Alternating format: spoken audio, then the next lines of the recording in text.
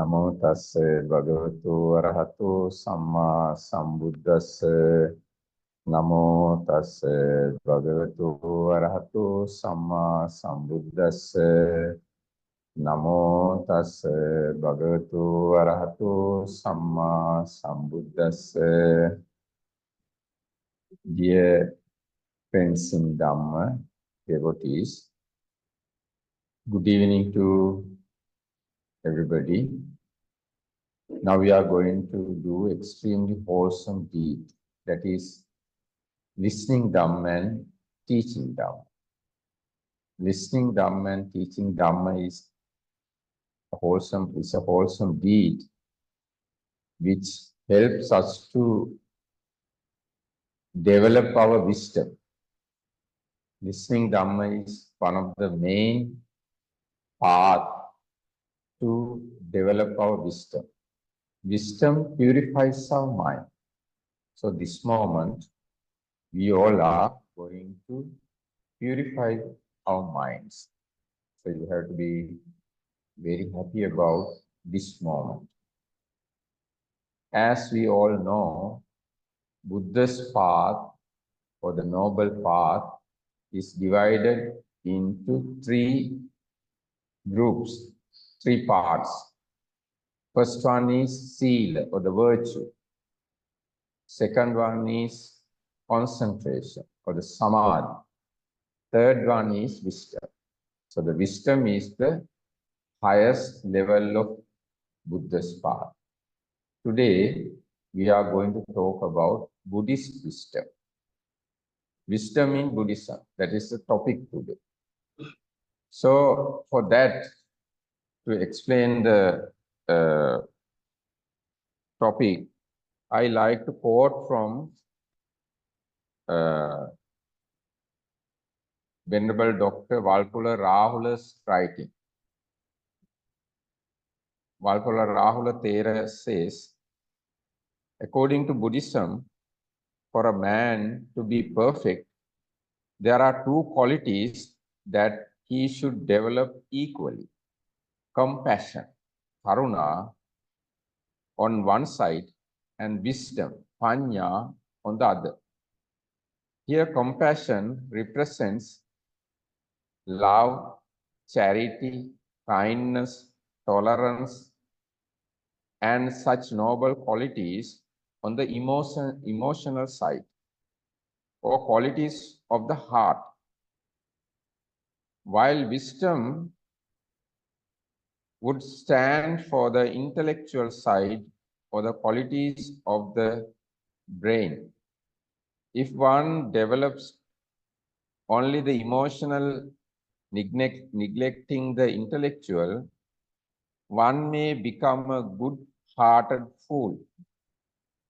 While to develop only the intellectual side, neglecting the emotional, may turn one into a hard-hearted intellect without feeling for others.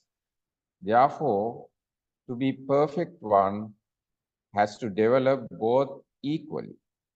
That is the aim of the Buddhist way of life. In it, wisdom and compassion are inseparably linked together. So, through that explanation, you can understand Buddhist wisdom should always go together with compassion and kindness.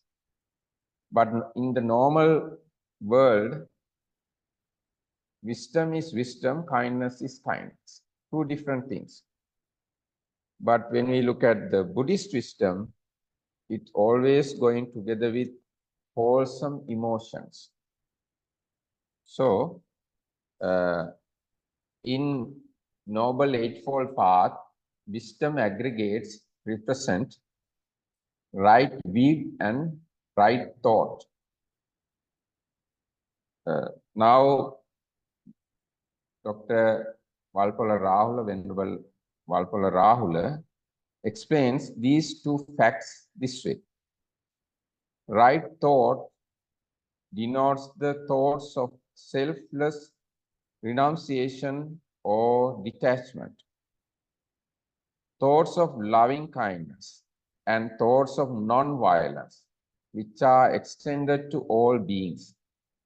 It is very interesting and important to note here that thoughts of selfless detachment, loving kindness, and non-violence are grouped on the side of wisdom. This clearly shows that true wisdom is endowed with these noble qualities and that all thoughts of selfish desire, ill will, hatred, and violence are the result of a lack of wisdom in all spheres of life, whether individual, social, or political. So we can understand selfish desire, ill will, hatred, and violence are the result of lack of wisdom. So this is good idea to remember. And Venerable Valpala Rahula further says, right understanding is the understanding of things as they are. And it is the Four Noble Truths that explain things as they really are. Right understanding, therefore, is ultimately reduced to the understanding of the Four Noble Truths. This understanding is the highest wisdom which sees the ultimate reality. According to Buddhism, there are two sorts of understanding. What we generally call understanding is knowledge and accumulated memory and intellectual grasping of a subject according to certain given data. This is called knowing accordingly. In Pali, anubodha. It is not very deep. Real deep understanding is called pativeda or penetration. Seeing a thing in its true nature without name and label. This penetration is possible only when the mind is free from all impurities and is fully developed through meditation.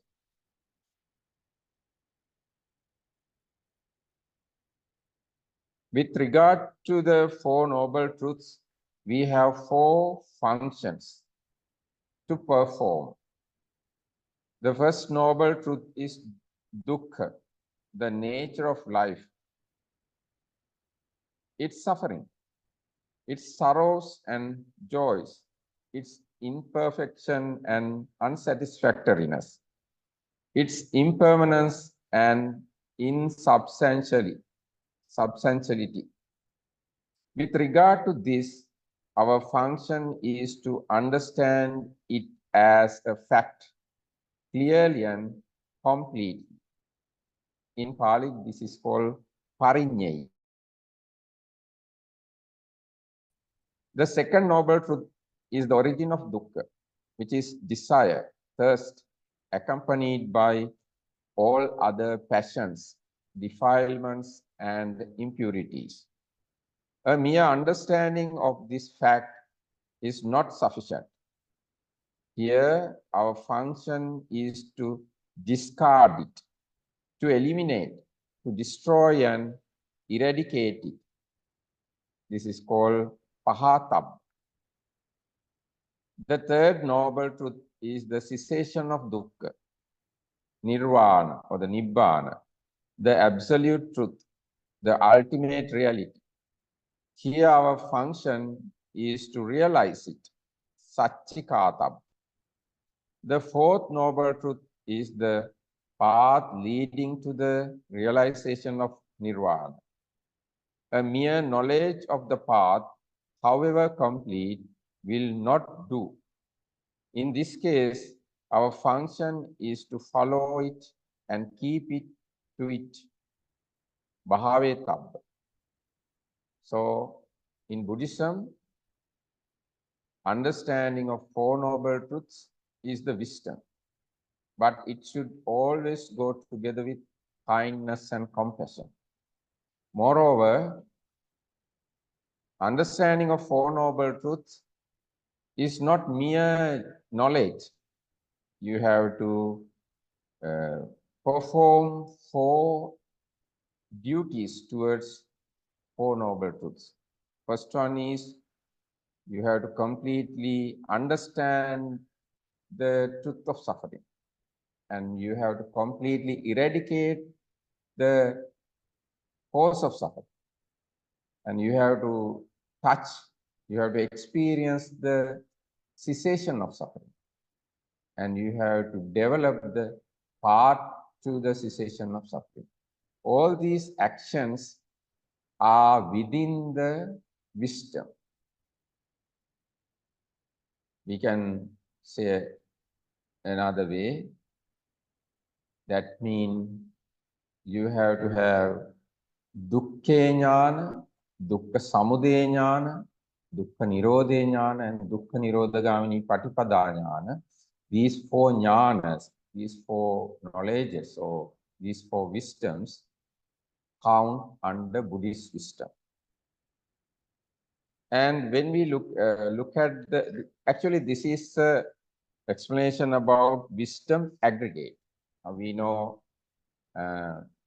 aggregate of virtue, aggregate of concentration, and aggregate of wisdom.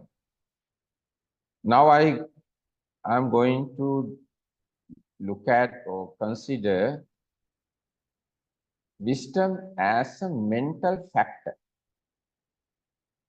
not as just aggregate, but exactly as a mental concomitant. For that, I like to read Venerable Buddhaghosa's writing. Venerable Buddhaghosa says in Attasalini, Panya means one understands, Pajana. What does one understand? The Aryan facts or truths by the method. This is truth of suffering, etc.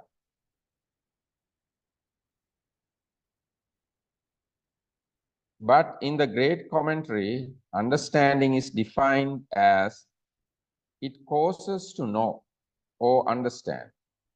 What does it cause to know? Impermanence, suffering, selflessness. Through overcoming ignorance, it is a controlling faculty in the sense of predominance. It exercises government over associated states by the characteristic of vision. Hence, it is a controlling faculty and gives the compound understanding faculty. It has illuminating and understanding as characteristic. As when a lamp burns at night in a 4-walled house, the darkness ceases, light manifests itself. So understanding has illuminating as its characteristics. There is no illumination equal to the illumination of understanding. To the wise, at a single sitting, the 10,000 world spheres appear as of one light. Hence, the elder, here elder means Arahant Nagasena, has said, just as when a man, your majesty, majesty here means Milinda, introduces an oil lamp into a dark house, the lamp so introduced disperses the darkness, produces light, sheds luster, makes objectives visible.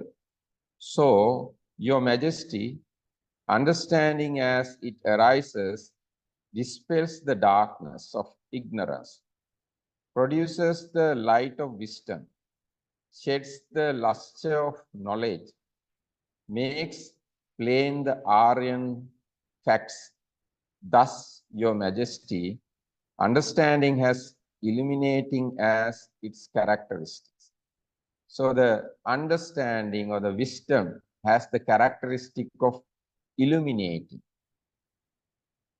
And as a clever surgeon knows which food is suitable and which is not, so understanding as it arises knows states as moral or immoral, serviceable or unserviceable, low or exalted, black or pure, similar or dissimilar.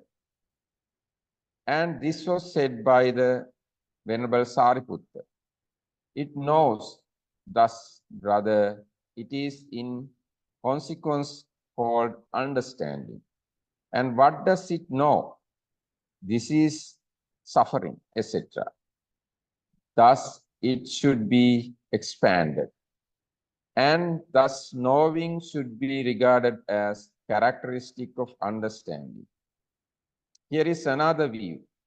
Understanding has the penetration of intrinsic nature, unfaltering penetration as its characteristic, like the penetration of an arrow shot by a skilled archer, illumination of the object as its function, as it were a lamp, non-perplexity as its proximate cause, as it were a good guide in the forest. So through these explanations, you can understand what is the function of wisdom, what is the nature of wisdom. When we talking about wisdom, in the path, Buddha's path, wisdom functions as different, taking different names. Some area we call wisdom spiritual faculty of wisdom, and again another area we call spiritual power of wisdom,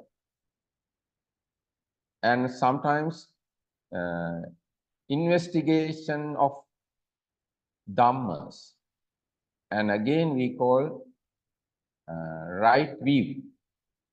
If I say these things in Pali, panya indriya, panya bala, dhamma vichaya bojjanga, and sammaditthi. All these different names are for wisdoms.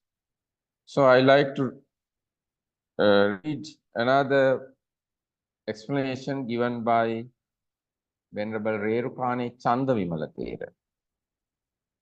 Under spiritual faculty of wisdom, Chandavimala Thero says, the mind can cognize everything, but it has no clear knowledge of anything.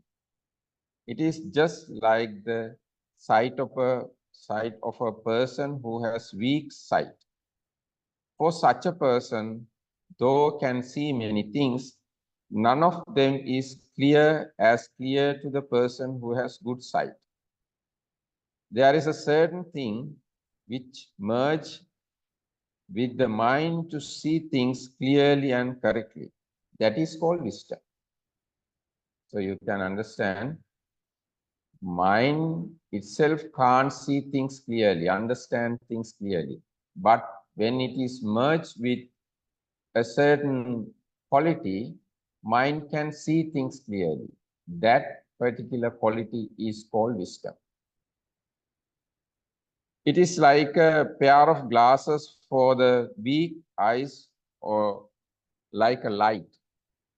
Since that wisdom dominates the affiliated factors for the obtaining of the object as it is called the spiritual faculty of wisdom. From time to time, that wisdom arises in the ordinary person's mind as well. But in their wisdom, it has no power of seeing things as they are. For the practitioners who practice for the gaining of jhana, etc. means jhana and path knowledges, that weak faculty of wisdom is not sufficient. For that purpose, one must have a sharp wisdom. It is not that easy to think a certain thing which has seen through the eye before as seeing it clearly now. For the attainment of jhana, the objects like kasina devices that are not in the present should be able to call to mind as if seeing through the eyes. For that purpose, one should have a sharp and developed wisdom. For the practice of vipassana, to gain supramundane path, one should have more sharpened and well-developed and bright wisdom. What is called the spiritual faculty of wisdom in the factors of enlightenment is the wisdom faculty that was well developed and cultivated for the purpose of serenity and insight. So now I am talking about another level of wisdom. This is called spiritual faculty of wisdom. For concentration meditation, there must be a wisdom developed by meditation. For vipassana, there must be a wisdom developed by both learning and practicing. The ending of development of wisdom developed by concentration meditation is gaining different types of knowledge such as miraculous power, divine ear, divine eye, reading others' mind, recollecting the previous births, and seeing beings how they are born in different realms according to their karma. The ending of the development of wisdom developed by vipassana is the attainment of wisdom of the supramundane paths and fruitions. Wisdom should be developed through both concentration and insight. It is said, where the spiritual faculty of wisdom should be seen. Here, the spiritual faculty of wisdom should be seen in the Four Noble Truths. When think of the Four Noble Truths, it is to be understood that to the extent that one understands the Four Noble Truths, for that extent, one's spiritual faculty of wisdom has been developed. So, spiritual faculty of wisdom is something to be developed, and we have to develop it until we see the Four Noble Truths. And another level of wisdom is factor of enlightenment of the investigation of Dhamma. In Pali, we call Dhamma Vicaya Sambojjhanga. It is again one phase of wisdom. There are monks, wholesome and unwholesome states, blamable and blameless states, inferior and superior states, dark and bright states.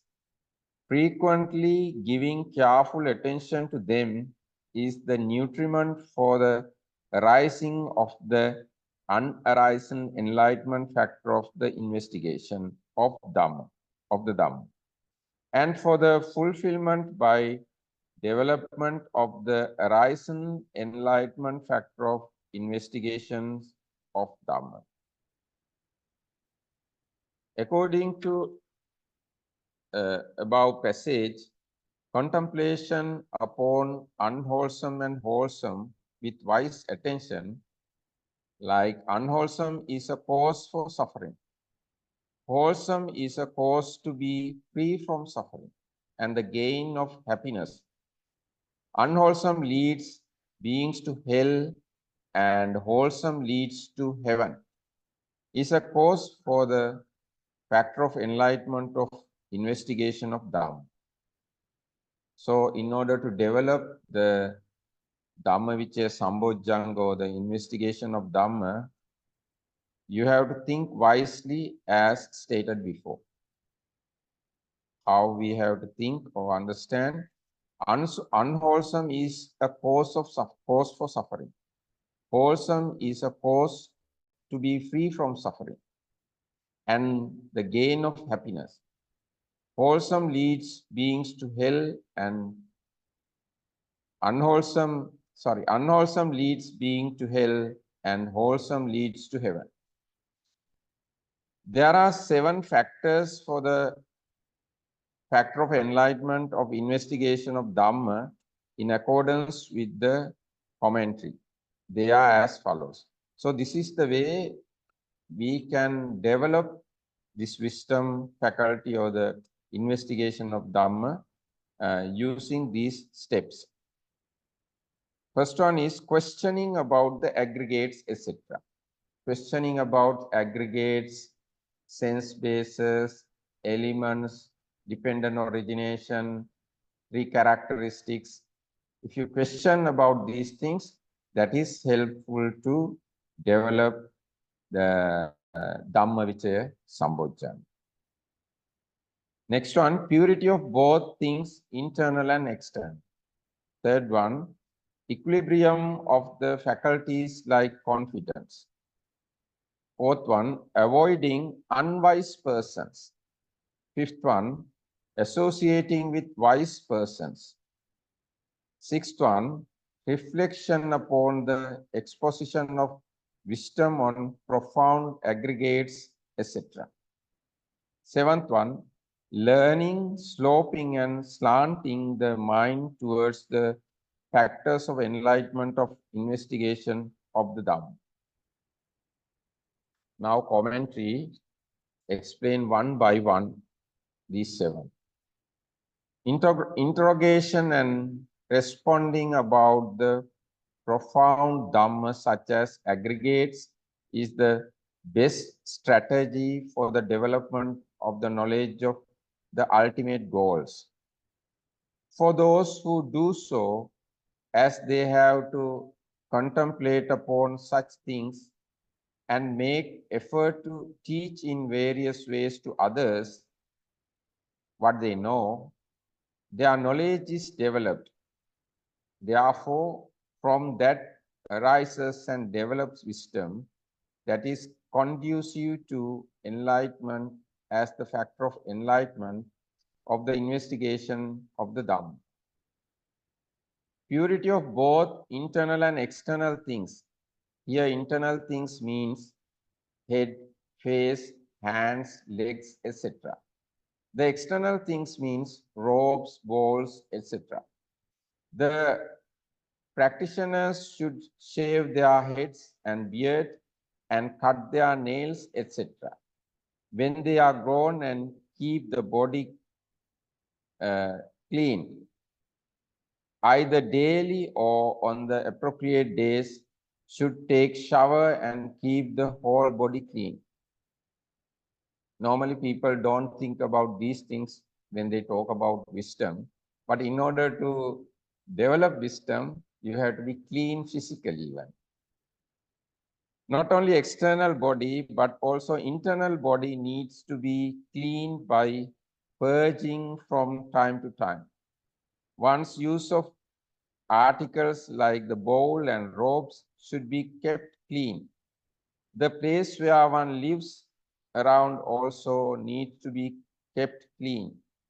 When the lamp is lit with a clean lamp, clean wick, clean oil, the light of the lamp is bright. So too, the knowledge that gains by the person who is clean internally and externally is clear and clearer. Its opposite is the same. As the lamp is lit with impure lamp, impure wick, impure oil, the light of the lamp is gloomy. The knowledge that the person with internal and external impurity gains is also weak. The impure knowledge cannot produce the factor of enlightenment of the investigation of the Dhamma. It is possible only through pure knowledge. The internal and external purity is said to be a cause for the arising of the factor of enlightenment, of the investigation of the Dhamma, because it is a cause for the arising of pure knowledge. Some practitioners with wrong understanding think that dirtiness is a part of meditation, and they live with long hair, beard, and use dirty robes and dwell at dirty places. Taking that as a part of meditation is a misunderstanding. Cleanliness itself is a part of the practitioner. One should not take cleanliness as adoration. Cleanliness is one thing and adoration is another. In the name of cleanliness, one should not strive to adorn either body or the dwelling place. Simplicity is the best thing for the practitioner. Everything should be kept clean, but not with adoration or decoration. If the spiritual faculty of confidence becomes more intense, then the spiritual faculty of energy cannot do the function of supporting. The faculty of mindfulness cannot do the function of manifestation of the object. The faculty of concentration cannot do the function of the establishment of mind on the object well, and the faculty of wisdom cannot see the object as it is. If all the spiritual faculties are not in function equally, one cannot gain the paths and fruitions of jhana. As the example for this, the story of Venerable Vakkali should be cited. Venerable Vakkali is too much faithful, so his wisdom faculty and other faculties cannot function properly. So, in order to get the Dhammavichaya Bojjhanga, spiritual faculties should be balanced. When the faculty of confidence is intense, the practitioner should drive it to the state of weakness, either by contemplating on the nature of Dhamma or by refraining from thinking of the factors which develop confidence. If the faculty of energy becomes more intense, faculty of confidence cannot be accepted without doubt. The other faculties also cannot do their own respective functions well. For an example, for that story of Venerable Sona should be cited. You know, Venerable Sona is too much energetic, so his wisdom faculty cannot function properly. Then the practitioner should weaken that intense faculty of energy by developing either the factor of enlightenment of tranquility or by refraining from thinking of factors which intense the faculty of energy. Of all faculties, if one becomes more powerful, other faculties cannot do their own functions well. Therefore, the practitioners should always make effort to keep the balance of the spiritual faculties, especially the balance of the confidence and wisdom, and concentration and energy is very much significant. The person with little wit but great confidence might be a foolish devotee. He might be devoted to the place where one should not be devoted. Because of that, he is declining. The person whose confidence is weak but wisdom is great might become a cunning person and would not be devoted to the place to be devoted and would not to do wholesome deeds. He is like a person who is afflicted by medicine. It is quite difficult to cure the illness afflicted by medicine. Likewise, it is difficult to put him to do good deeds. He thinks thinking itself is the meritorious deed. Therefore, he never does any good deeds and eventually ends up in the hell realm. When both confidence and wisdom are in balance, the person who becomes devoted to the place to be devoted and never goes on the wrong path but does good deeds can be free from suffering and reaches the state of bliss. If one's faculty of energy becomes weak and concentration becomes more powerful, since concentration is a conducive factor for laziness and sleepiness, his mind can easily become lazy and sleepy. On the other hand, if concentration becomes weak but energy becomes more powerful, since energy is conducive to restlessness, his mind can easily become restless. Concentration, when blended with energy, there is no space for laziness and sleepiness to enter that mind. When concentration is balanced with energy, there is no space for restlessness too. Therefore, always the practitioners should have the intention of balancing both concentration and energy. Either jhana or paths are arisen only when concentration and energy are balanced. Those who develop concentration through serenity and insight, a great confidence is also necessary. Through great confidence, he can develop concentration and attain the jhana. Great concentration is also necessary for those who develop concentration. It is because of great concentration he attains full concentration. Great wisdom is necessary for one who develops vipassana. It is because of great wisdom, having seen the truths, one attains paths and fruitions. Having a great mindfulness is necessary for everyone for all the time.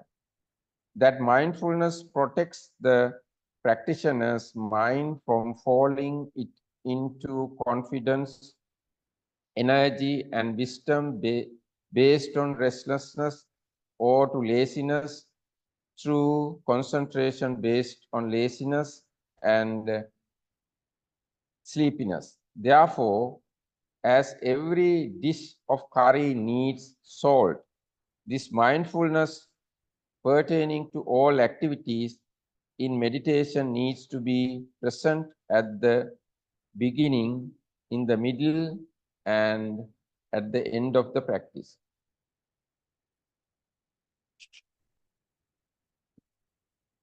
Avoiding unwise persons means avoiding those who have no knowledge of aggregates, etc. It is true that those who have knowledge of aggregates, etc., are not common in the world. The world is filled with fools who do not know those things.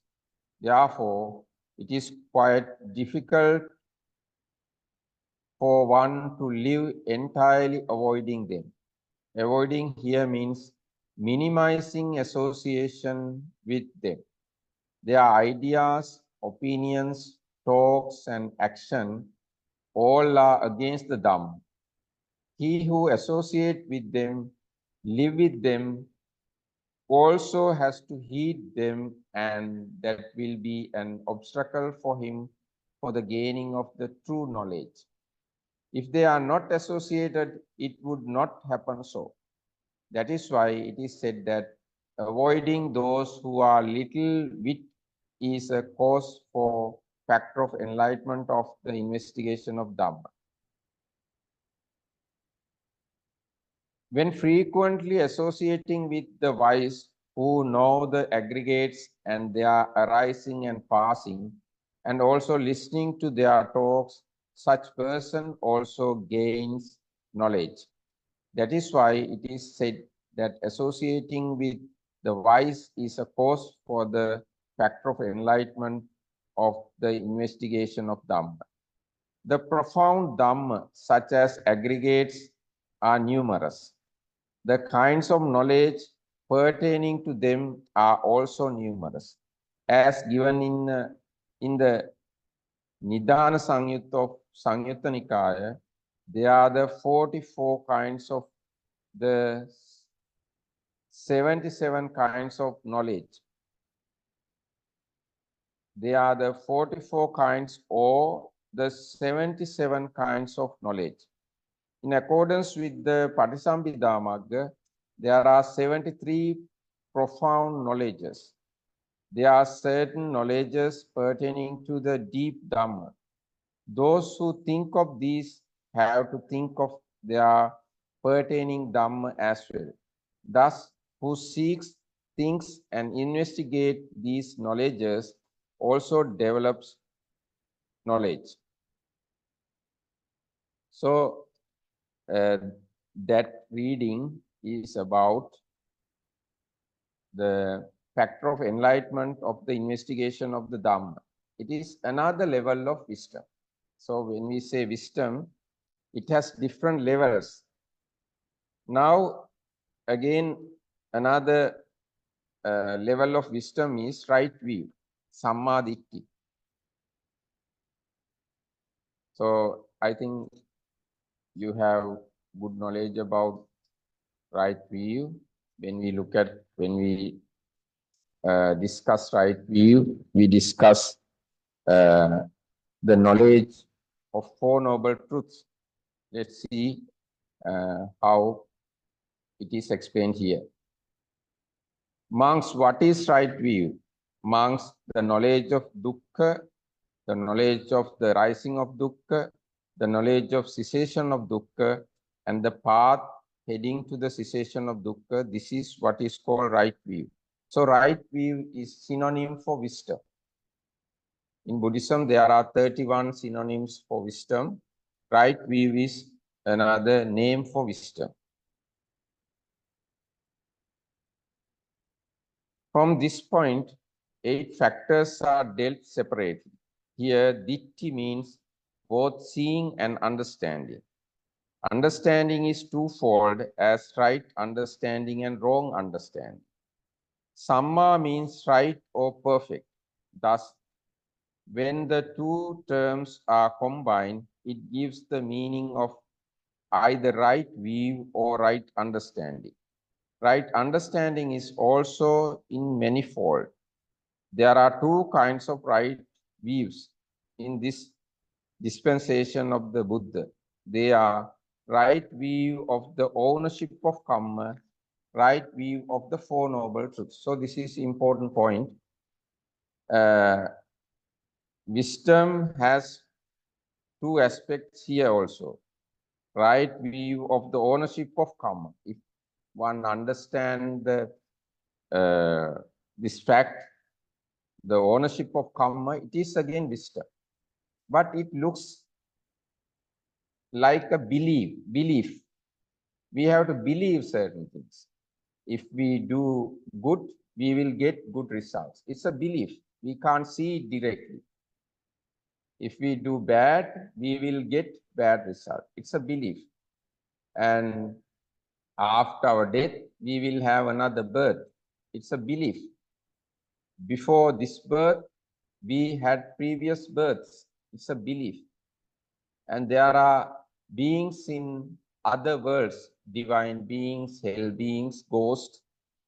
But it is a right view, understanding of that fact is a right view, but still it is a belief.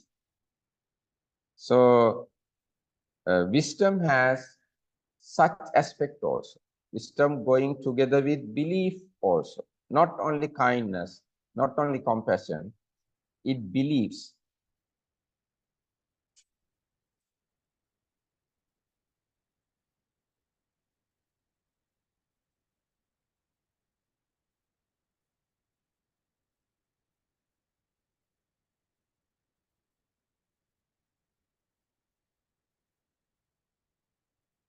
Now I like to read this part also.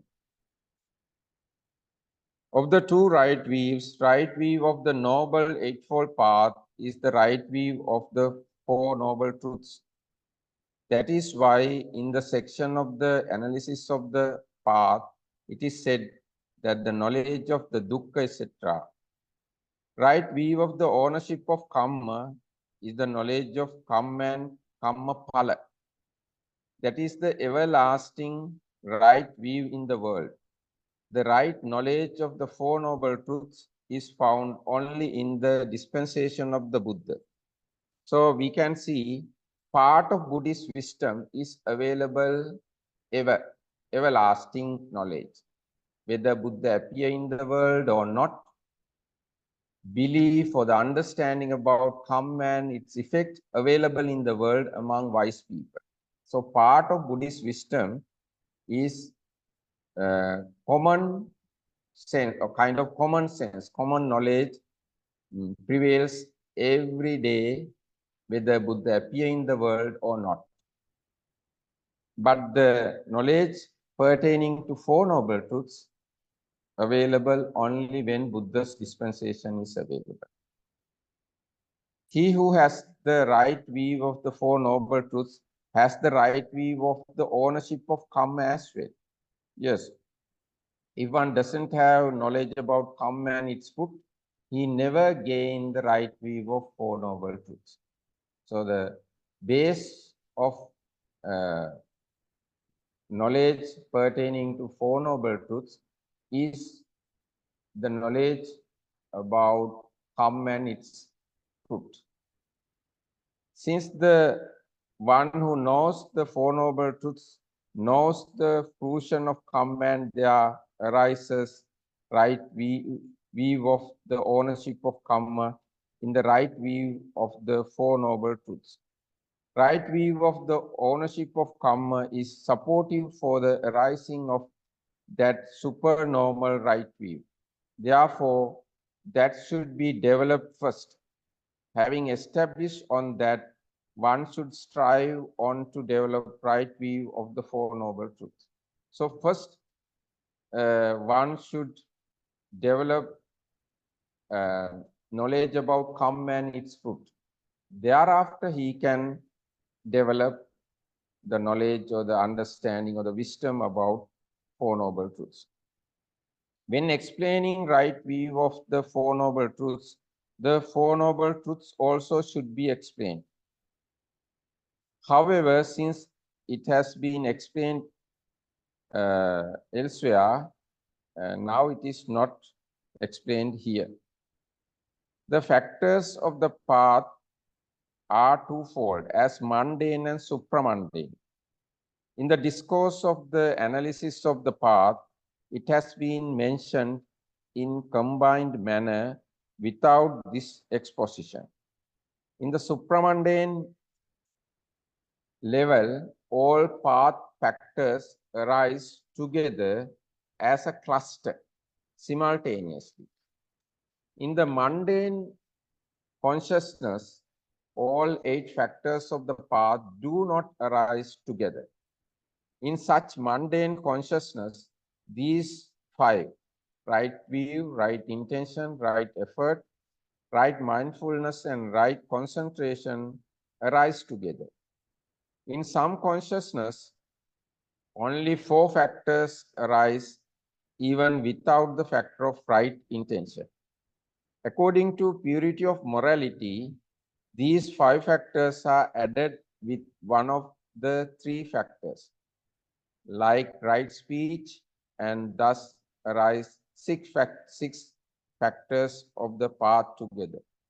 For some supramundane consciousnesses, there are 7 factors of the path except right intention.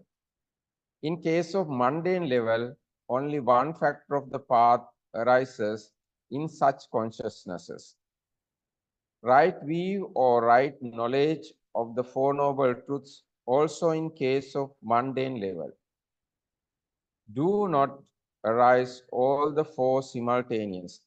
Therefore, in case of mundane level, right view that sees the noble truth of discomfort or suffering is one and the right view that sees the noble truth of arising of suffering is another, cause of suffering is another.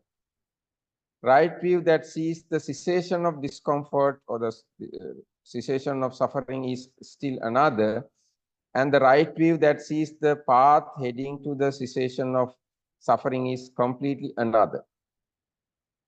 For the practitioner who strives to arouse right view, the first factor of the path arises the knowledge of suffering or right view, then learning the truth of suffering.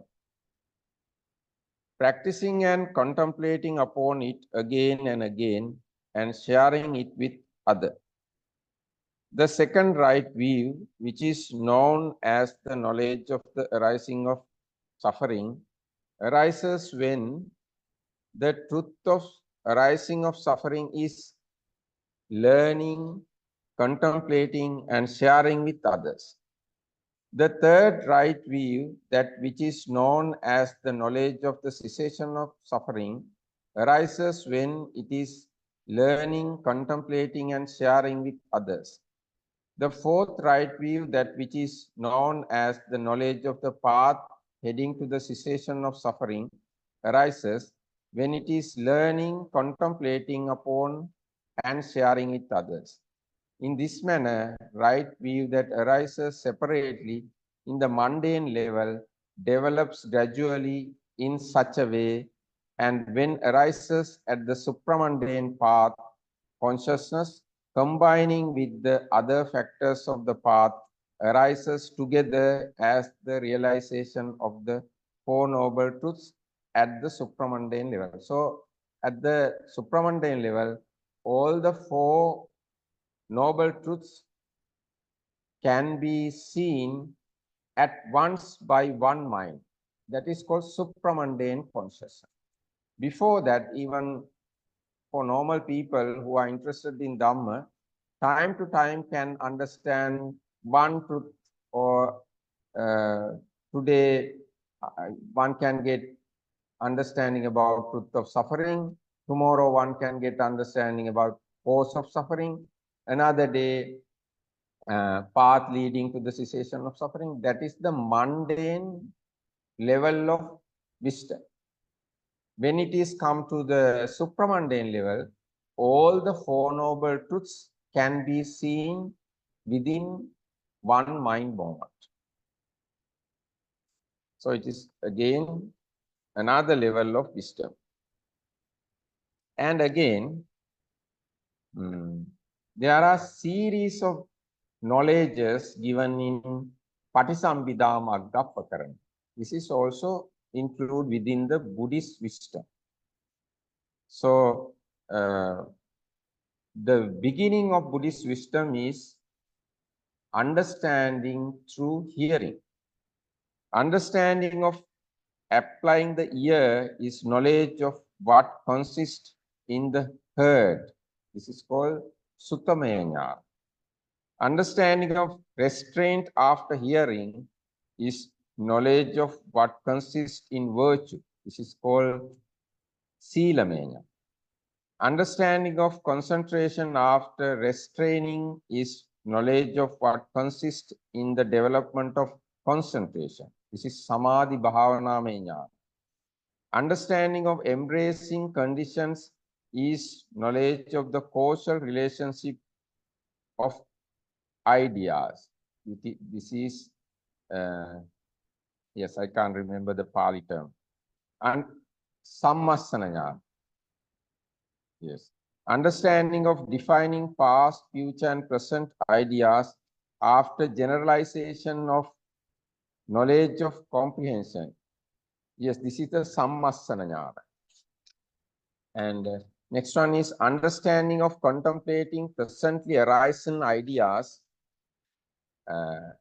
Change is knowledge of contemplation of rise and fall. This is called Udayabba Jnana.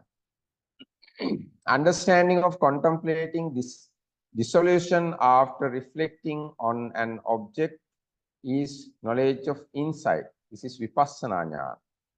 Understanding of appearance as terror is knowledge of danger, that is bhaya-jnana.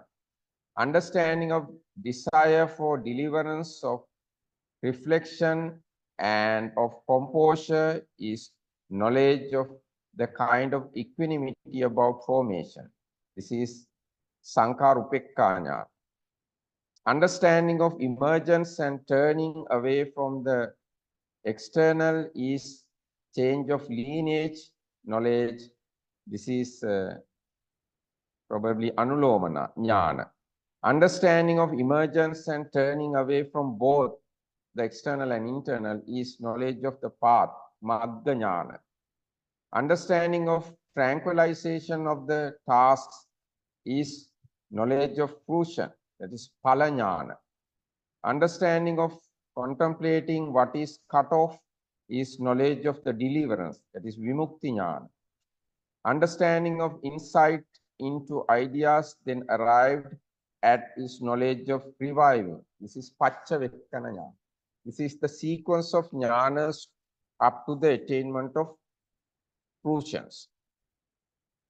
And now I like to come to very final stage.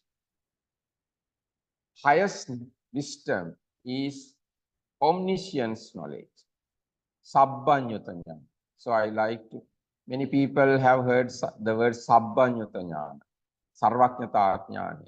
But if I question what is that, many people won't answer properly. Now this is the explanation from Patisambhidamagga Pakarana about Sarvajñata Jnana, Sabbanyuta Jnana. What is the perfect one's omniscient knowledge? It knows without exception all that is formed and unformed. Thus, it is omniscient knowledge. It is without obstruction.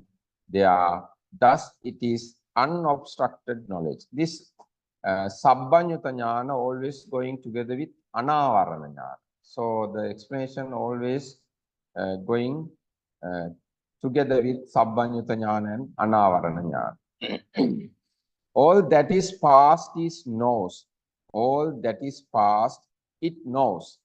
Thus, it is omniscient knowledge. It is without obstruction there. Thus, it is unobstructed knowledge. All that is future, it knows. All that is presently arisen, it knows. Eye and visible objects, all that it knows. Ear and sounds, all that it knows. Nose and odors, all that it knows. Tongue and flavors, all that it knows. Body and tangible objects, all that it knows. Mind and ideas, all that it knows.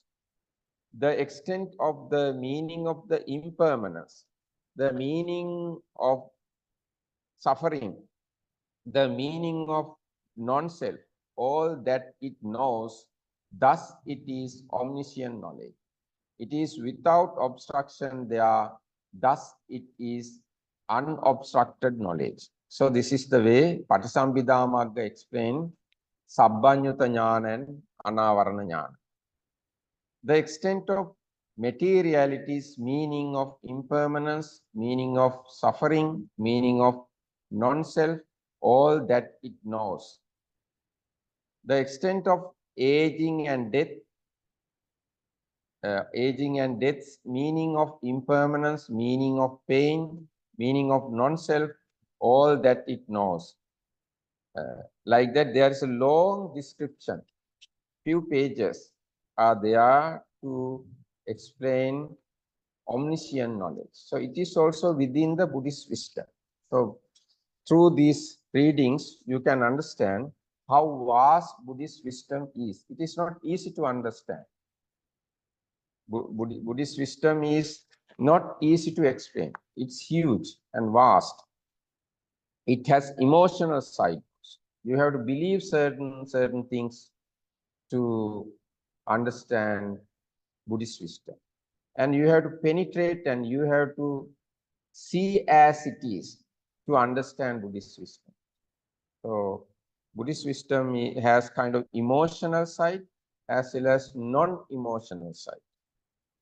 Then I like to read another part from Chula Kamma Sutta. Here Buddha explains how one can get wisdom. Here student means Subha. There was a young man called Subha.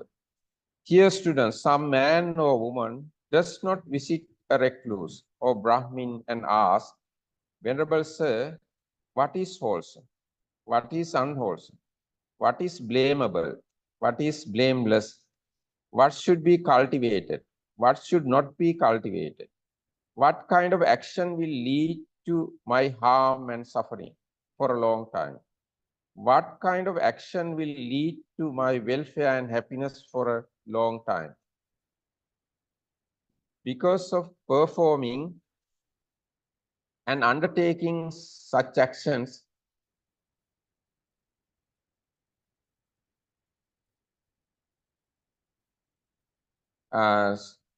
so yes, Buddha says, here student, some man or woman visits a recluse or a Brahmin and asks, Venerable Sir, what is wholesome? What kind of action will lead to my welfare and happiness for a long time? Because of performing and undertaking such action, he reappears in a happy destination. But if instead he comes back to the human state, then wherever he is reborn, he is wise. This is the way, student, that leads to wisdom. Namely, one visits a recluse or Brahmin and asks such questions. So that is the way to gain wisdom. You have to visit knowledgeable people and question them. So that's the way to get Buddhist wisdom. I think I have given a lot of information to you. It is not just a talk, it's a kind of reading.